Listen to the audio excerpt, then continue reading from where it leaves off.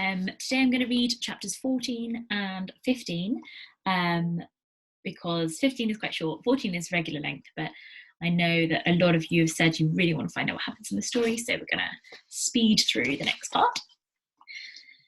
Everything hurt. Everything felt weighted, pinned down. The woodlight was digging into the base of my spine, satchels squashed beneath me. I pulled it out and cracked my lids open.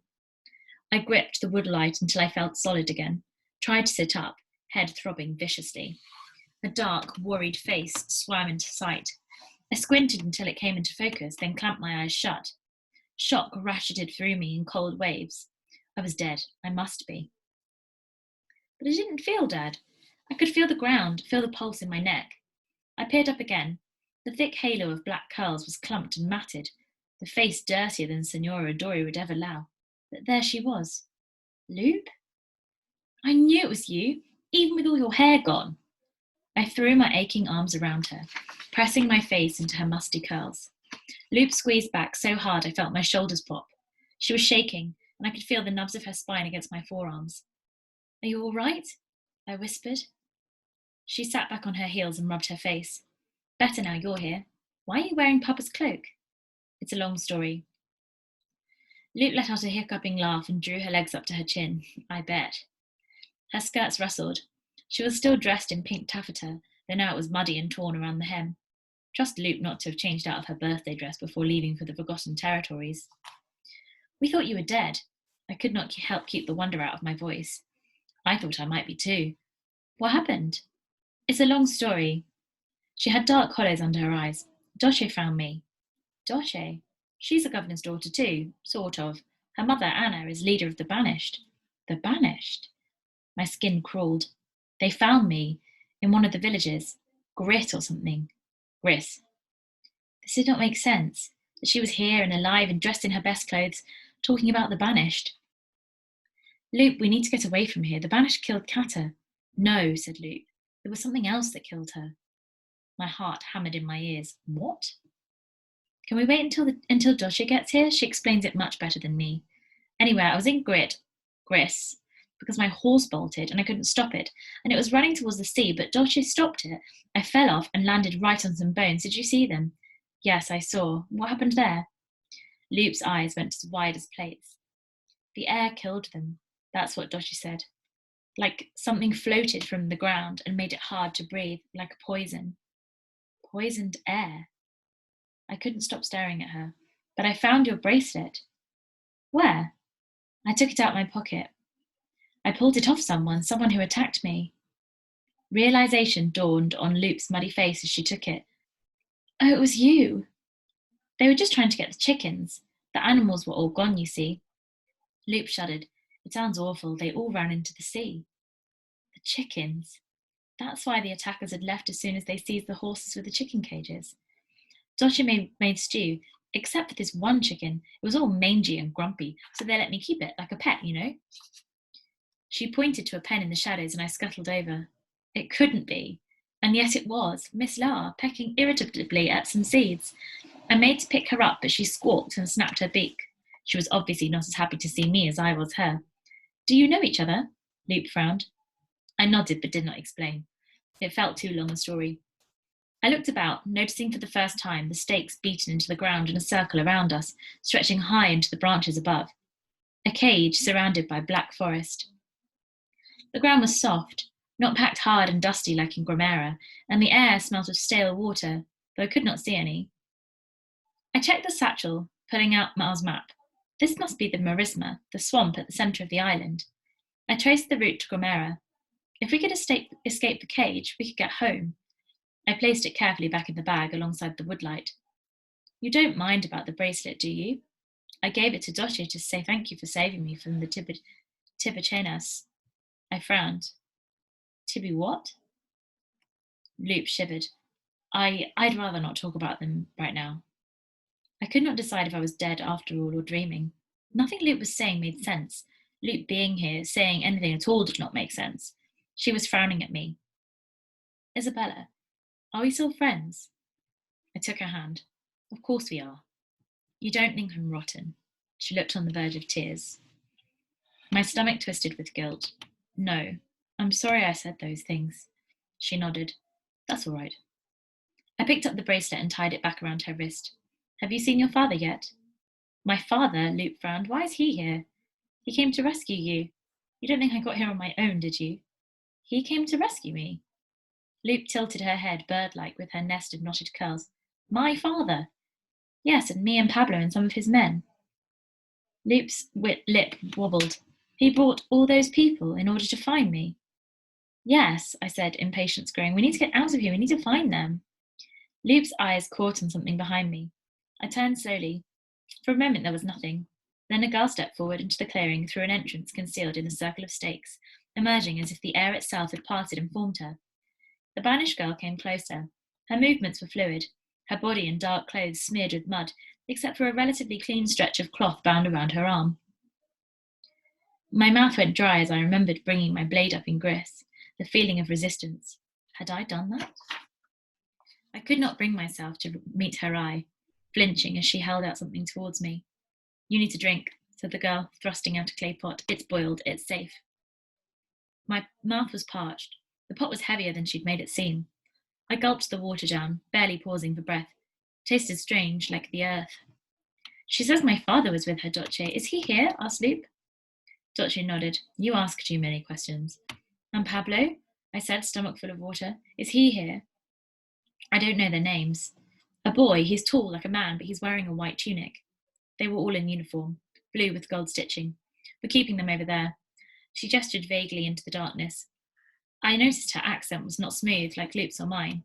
Her words would have flicks and clicks, her tongue clacking. What's going to happen to them? Asked Luke. Doce didn't answer. I could guess it was nothing good. So no boy in a white tunic? No. One of the small knots in my chest slipped open. Pablo had escaped. Doce must have mistaken my expression for something else because she said, I'm sorry, I'm sure your friend will be all right. She did not sound convincing. All right? Why wouldn't he be? All the dangers seemed to be accounted for. The banished were obviously the ones who'd attacked us in Gris. Doce looked towards Luke. You haven't told her about... I have, I just couldn't tell her what. I waited for someone to explain. Tell me what? About the Tibichenas. Luke's voice was lowered. I remembered all over again. Kata. What are the Tibichenas? Doce sucked in a long breath, and the staccato in her tone grew more pronounced. They came from below, 10 days ago. They killed that girl in your village, nearly killed Luke too. One had her cornered in Gris when we found her. We killed it, made a cross out of its teeth to warn others off. That creatures like that, they don't have souls. They don't get scared. It was awful. Luke's voice was tiny. It was the biggest thing I've ever seen, all drooly and so black it was like it sucks all the light out of the world, finished Doce. What are they? I said, impatient. They're demon dogs. Demon dogs. My mind whirred. Like in the myth of Arinta. They're like huge wolves. We thought that's what they were at first, said Doce. Well, there are wolves on the island. There were. I hoped I sounded like Da if he told this, calm, reasonable. They used to live in the forests, then they moved to the caves. They're not like those sorts of wolves. They're bigger than wolves, Luke insisted, and black as soot, with eyes red like fire. I looked to Doce for guidance, but she only nodded solemnly and said, My mother says they're yotes. They're his fire dogs, his tibichenas. They've been sent to clear the island. I felt stupid, but all I could do was repeat her words and hope they made more sense in my mouth. Clear the island? Before Yota takes it. That's why the animals left. They feel Yota first. Well, after the island. You must have noticed the trees. Yes, but can you offer a better explanation? For trees that look like they live off ash? For the water drying up? For the animals fleeing? Doce's voice was tight as a tripwire. I shook my head. If this is true, it is. What are you going to do? Escape to the sea like the animals? Doce's eyes were wide in the gloom. We're leaving today. Where are we going first? Doce piped up. Gomera first, Doce said. We're going to take the ship. My father's ship? My voice was unsteady. It won't work. What? The ship. But before I could explain about the burning, a strange clicking started. It seemed to be coming from everywhere at once, a sound that could have been a far-off rain or the chirruping of insects. but for Dosh's reaction to it. She bolted upright, away from us, and began clicking her tongue. Miss Lars squawked, scrabbling around her pen, and I lifted her up to try and quieten her. It grew louder and louder, and I sensed something surrounding the clearing. The clicking stopped. Doshi bowed her head slightly. Mother. I squinted towards the trees Doshi was addressing, but could see nothing until the woman was nearly within touching distance. She, too, was small, strong-looking, dressed in mud and dark cloth, holding a staff. Her weather-beaten face was lined, but quite like her daughter's, except for the eyes. There was no gentleness there. Even Miss Lars stopped struggling under her gaze. The scared child would irritate this woman rather than soften her. I stared back. She took another step forward. Suddenly we were surrounded as dozens more mud-clad figures entered the cage or climbed the branches to peer down at us. Loop had gone as rigid as me, but I did not take my eyes off Dosh's mother. The woman began to circle, her back slightly rounded, her stride shortened by a limp. I saw a deep indent on her right calf, as if someone had scooped the flesh from it. When the woman spoke, her voice was clear and loud as a bell. We have a set now. What are you, the governor's son? His servant, I said, willing myself to sound unafraid. Why do you wear his cloak? She's a girl, mother, said Doce. Oh, said Anna, in a tone that it showed it would take more than a girl in trousers to shock her. Why do you serve a dog? I shifted uncomfortably, hoping Luke was in her usual state of not paying attention. I had no choice. Just as those who were banished had no choice? Just as the man who did this? She turned her back, lifting her tunic, and Luke made a retching sound. Had no choice? Her shoulders were a mess of scars, crisscrossing in raised ridges, as if a tree was sending its roots through her back. Anna rolled her shoulders, and a crack issued from her spine as the movement sent a spasm across the scar tissue. I stroked Miss Lars' soft feathers, trying to calm myself.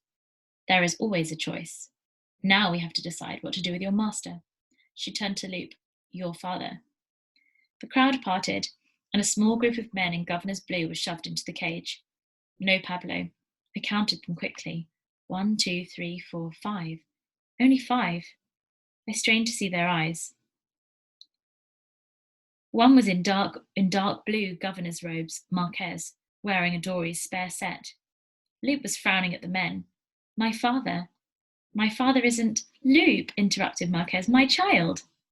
Loop opened and closed her mouth like a fish. I don't... The other men caught on. Governor, said one, the journey was hard. It has taken its toll on all of us. Yes, sir, said another hurriedly. Do not be upset if your daughter does not recognize you. I did not think they could risk being much more obvious, but Loop still did not seem to get what was going on. I'm not surprised your daughter chooses not to know you, snapped Anna. I would be ashamed to have such a father. Marquez, stop. Governor Adori stepped through the open door. No one moved for a long moment. I felt my pulse thrumming in my wrists. The silence broke as Papa leapt up. As Loop leapt up, Papa! Anna hissed and stepped between them, clenched around her staff. Stay there, Loop, said the governor. Loop was nudged roughly back to the ground beside me. She started shaking again, and I passed Miss Lar to her. Don't let them see you're afraid, I whispered. She held the chicken tightly to her chest. Marquez dropped his head defeated. Sir, I would have gladly... It is not your place, Marquez. It is not your place to call yourself governor. Anna put mocking emphasis on the last word as she stalked up to him. I know why you came. You had a chance to redeem yourself, and you failed. She kicked his legs out from under him, and he went down hard. Anna clicked her tongue, and his eyes were tied tightly behind him. Then I will pay, said Adori, struggling to his knees, but let my daughter and companions go. Anna chuckled joyously. I will do better than that. I will take them with us when we leave. You're leaving? Why? The tension between them was taut as a storm cloud. You know why, Anna spat. Because there is a deeper darkness here, a darkness we cannot defeat. I care more for my people's safety than for revenge, and that is the true mark of a leader. The banished clicked their tongues like a ripple of applause. What deeper darkness? Marquez says, raising an eyebrow. Anna fixed her eyes on the man and strode towards him, one that will shake that smirk off your face and swallow the ground from under your feet. Yota is coming. He snorted. That old wives' tale, that superstition. Is it superstition that drove the animals into the sea? Is it superstition that murdered one of ours? I'm not much mistaken, snapped Dodge's mother, that superstition is what brought your governor here in the first place. She faced the governor again. Now we must get moving. She whistled, and the men were hauled to their feet. Dodge led us to them. Loop hugged her father tightly as soon as Anna's back was turned. We don't have time for this now, said Adori, shrugging off Loop's arms. You must be brave, Loop. He turned his exhausted gaze on me. I believe you have something of my daughter's? The locket. I took it off, and Loop held out her hand. How did you know Isabella had it? Isabella? The governor looked at me long and hard. Of course. The secret lifted off my shoulders, but I tensed, waiting for some punishment for deceiving him. It did not come. He seemed unable to focus on anything but his daughter. Put the locket on, Loop. Don't give it away again. It's part of our history, a piece of our story. And that's the end of chapter 14, but we carry straight on to chapter 15. I wrapped Miss Lara in the governor's cloak to stop her thrashing, and we settled into formation, prisoners at the centre of the long procession. Anna seemed to know the way, and from the stars I could tell we were heading south through the Marisma directly towards Gramera. I tried not to think of the half-finished map in my satchel, the half-seen island being left behind, and forced myself to think each step taking me closer to Dar. Whatever welcome met us in Gramera, I would find a way to get him out of the Dadao. In the darkness, it was hard to tell how many banished there were, 50 at least, with cloth bags and vine nets of possessions lashed to their backs, all believing Yota was a real, believing there was a ship in Gramera's harbour, ready to take them away. How would they react to a border thick with guards? The ship burnt in the harbour. The governor's men had not told them, and though I was not sure whose side I was on, I did not want to draw attention to myself by telling them myself. Loop did not speak, whereas usually I could not get her to shut up. She was carrying herself rigidly, eyes fixed on her father's broad back. I put my free arm around her. Why does he not speak to me? She said, her voice barely a whisper. She sniffed and squeezed her eyes shut. I thought things might have changed. I did not answer. The night was hauntingly clear. The stars revealed their places in constellations, and the moon's pull felt physical on my short hair. Something was happening to the very air we walked through. It was tense, alive and threatening, the island in the grips of forces shifting imperceptibly beneath my feet. All night the wind chased us, the mud sucking like fingers. In the dark it was difficult to tell the unsafe bog-like mud from water or the water from land, but I took care to watch for the slight ripples or softening that meant we were on dangerous ground. My feet began to ache. I thought of Pablo out there in the black forest with the wolves Dottie called Tibichenas.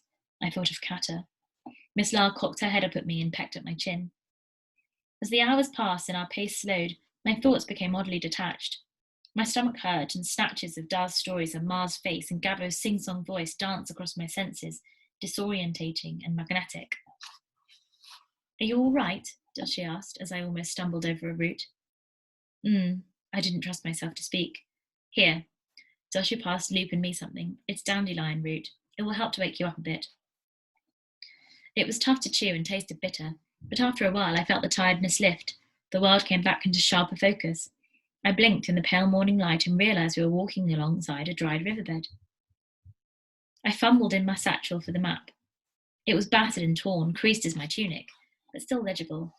On this side of the island, the river could only be the Arantara. Ahead stretched the last of the swamp.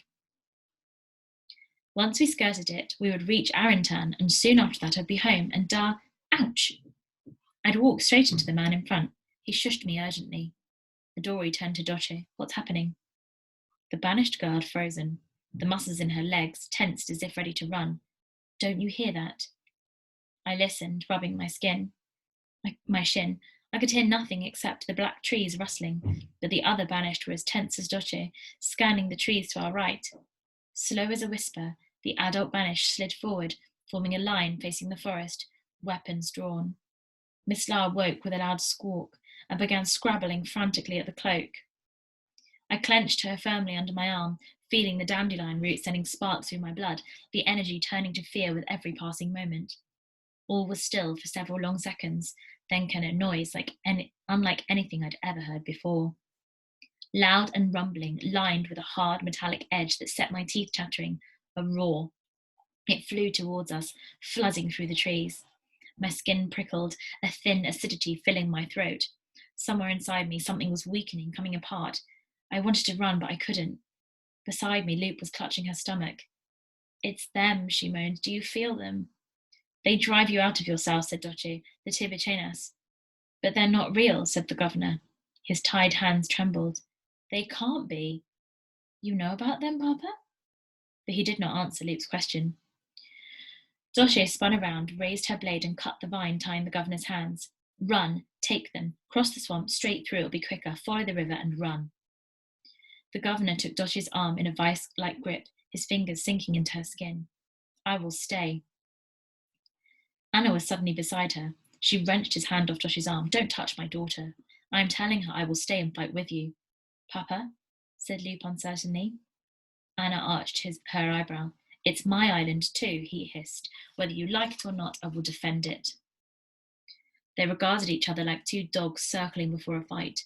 Then Anna took a blade from her belt and handed it to him. Another howl rent the air. I cringed, insides churning. How will we know how to get home, Papa? Cried Lupe. I know the way, I said, slipping my hand into hers. Run, that's an order. Behind us, Adori sliced Marquez and the other prisoners free. I expected them to run, but instead they accepted more swords from Anna and joined the line of banished facing the forest. Some of the younger banished were already fleeing. The noise came a third time, and through the dawn light. My stomach twisted again. We can stay, we could help. Papa, I don't want to go without you, Luke pleaded. Please come with us, Papa. But Adori only swept her into a tight embrace and said fiercely, Go, run fast, Luke, and remember the locket. Luke's face was wretched. You said not to open it until... Adori took the ring of keys from his belt and pressed them into her hand. You have to go now. He nodded at me. His hand had stopped trembling. Take care of her, Isabella. He pushed us away, just as another roar cut through the trees, followed by a collective yell from the banished. I spun around to see them lifting their weapons like a thicket, Adori and Anna at the front, side by side, as something monstrous broke through the tree line. High as a horse, covered in black matted fur, it moved on paws thick as tree trunks, flicking its terrible deep red eyes left and right. It was no wolf. It could only be a demon dog, a Tibichena. It landed a few meters from the line of the banished with a sound like a thunderclap. Its claws scraped the ground, leaving deep gouges in the dust. More howling came from the trees behind. More were coming. The governor, Anna, and Marquez stood together. The other governor's men were bunched around them, blades drawn. My churning insides brought white points of pain to my eyes. The beast present seemed to be pushing my insides out and away, as if my body were water being whipped up by a storm. No wonder the animals had fled to the sea if this is what they'd experienced. I felt like a songbird caught in the sharp gaze of a raven, tiny against the darkness closing in. Lupe was tugging on my hand, screaming for us to run. Heart-wrenching in my breathless chest, I turned away, just as the creature lifted its massive paw. I did not see it fall. And that is the end of chapter 15. So, drama. We found Lupe, hooray. But we found out something worse as well, that the Tibichenas, these demon dogs that were in the myth of Arinta, are in fact real. And right at the end, we see the banished and the governor and his men together trying to fight them, and Lupe and Isabella running away to try and be safe. We don't know where Pablo is. We hope that he's okay. I think no news is good news at this point.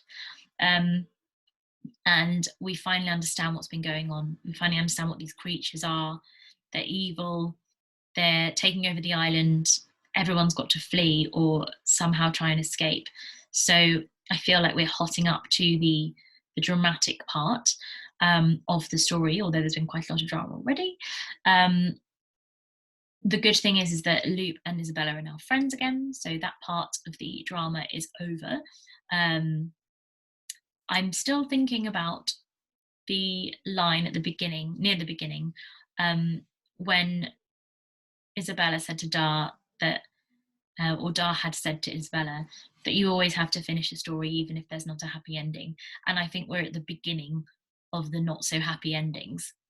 If if you know what I mean. It doesn't look good for those people who are fighting the demon dogs.